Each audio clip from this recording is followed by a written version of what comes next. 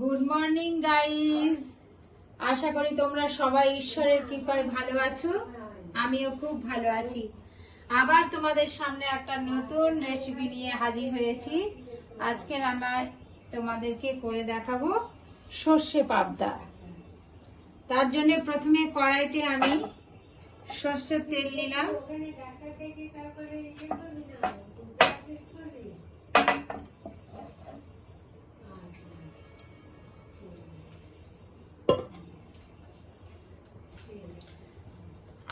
এই যে মাছ, এগুলোকে আমি একটু নুন, হলুদ আর তেল দিয়ে মেখে রেখেছি। এবার এগুলো আমি ভেজে নেব।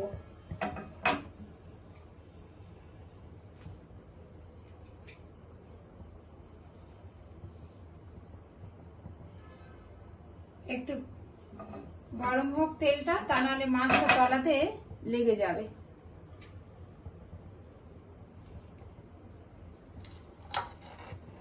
এবারে আমি এক এক করে মাছগুলো কড়াতে দিয়ে দেব।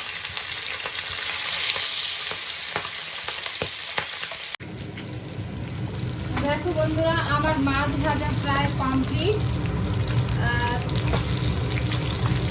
এবারে এই মাছগুলো বাজারে আমি আজকে দিয়েছিলাম, খুব একটা বড় সাইজের পাইনি, এই ছোট ছোট সাইজের পাবদা পেয়েছি। কিন্তু আমাদের এখানে বেশ ভালোই মাছ পাওয়া যায়, কিন্তু আজকে আমি এরকম মাছ পেলাম না, একটু বড় সাইজ পেলাম না। আর দেখো বন্ধুরা, এই মাছ ভাজতে গিয়ে দেখলাম প্রচুর তেল ছিটকে, দেখো এই দেয়ালে সব ভর্তি হয়ে গেছে। এর একটা দারুণ টিপস আছে, জানো?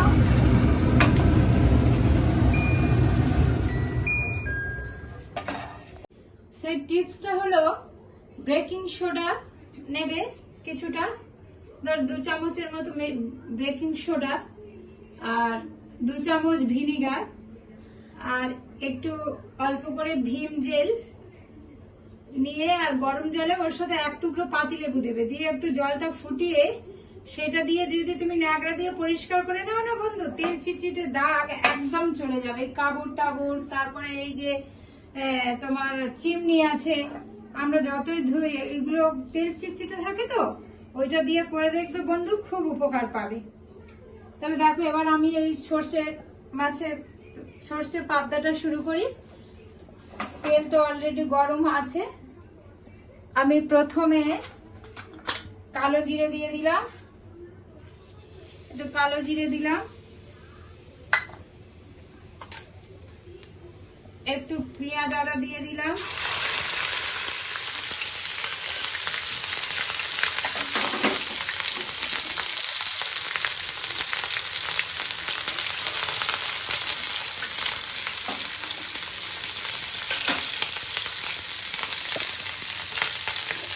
এই যে তেল শুকতে ছেড়ে দিলে একটু আমি নুন এর উপরে দিয়ে দিলাম,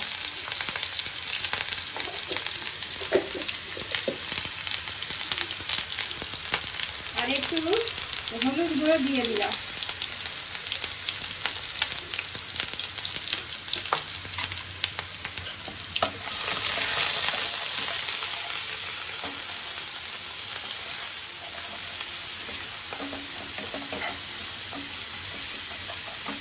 এটাকে ভালো করে কষিয়ে নিতে হবে।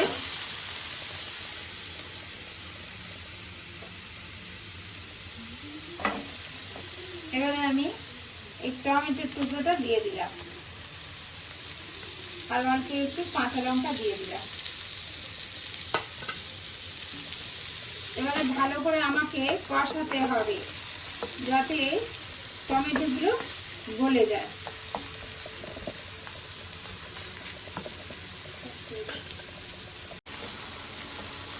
এবারে দেখো বন্ধুরা, টমেটোটা প্রায় মশলার সাথে গলে গেছে। এবারে আমি একটু এতে কাশ্মীরি লঙ্কা দিয়ে দিলাম।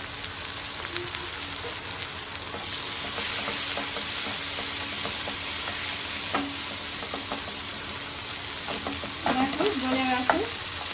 এই মশলাটা যাতে লেগে যায়, এই জন্য সামান্য একটু জল দিয়ে দিলাম, যাতে ভালো মতো কষানো হয়। কষানো হয়ে গেছে। এবার আমি এটাতে গরম জল দিয়ে দিচ্ছি।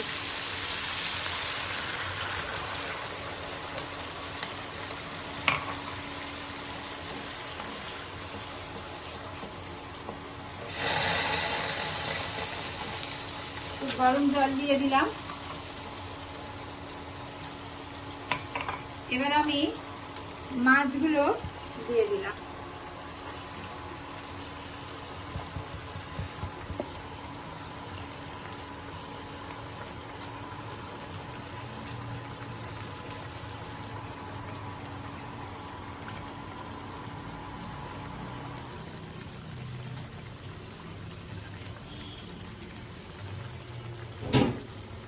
বন্ধুরা, আর একটু গরম জল দিচ্ছি, কারণ মাছটা তো একটু সিদ্ধ হবে।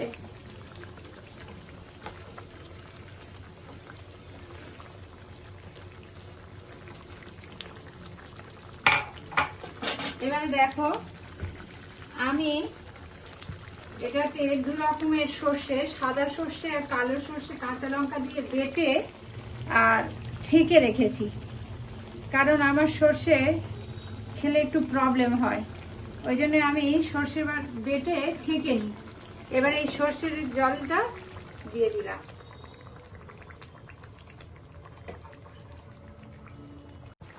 দেখো বন্ধু, হয়ে গেছে গামাখা মাখা। এবার আমি একটু এর উপর ধনে পাতা আর এই কাঁচা লঙ্কা একটু ছড়িয়ে দেবো।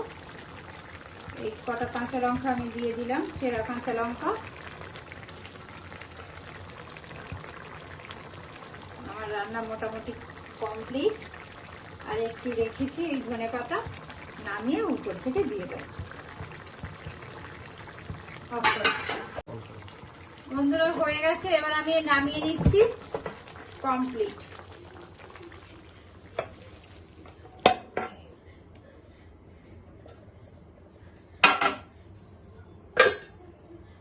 এবারে আমি আরেকটু যেটুকু ধনে পাতা আছে একটু দিয়ে দিলাম।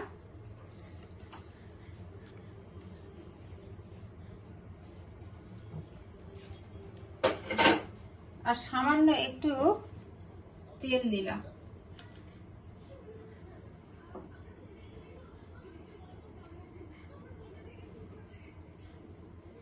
অল্পই দিলাম।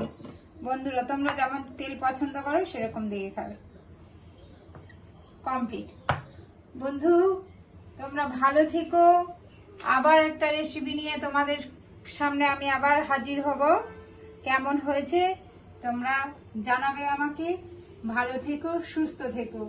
Tata, bye bye.